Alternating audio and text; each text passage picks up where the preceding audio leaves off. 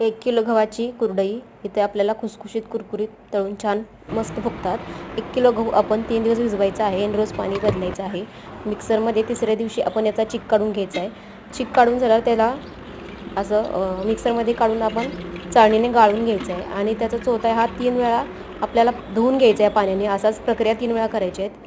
असं हे आपल्याला पातेल्यातून चीक मिळतो आणि दुसऱ्या दिवशी चीक आणि पातेल्यातलं पाणी वेगळं करायचं आणि जेवढं चीक आहे तेवढंच पाणी घेऊन पातेल्यात पाणी उकळत ठेवायचं आहे। त्याच्यात तुरटी मीठ घालून आपण हटून घ्यायचं आहे। आता चीक पाण्याला उकळी आलेली आहे। आता हा चीक बारीक धार टाकून आपण एका लाटण्याच्या साहाय्याने चीक हटून घ्यायचा आहे चांगला।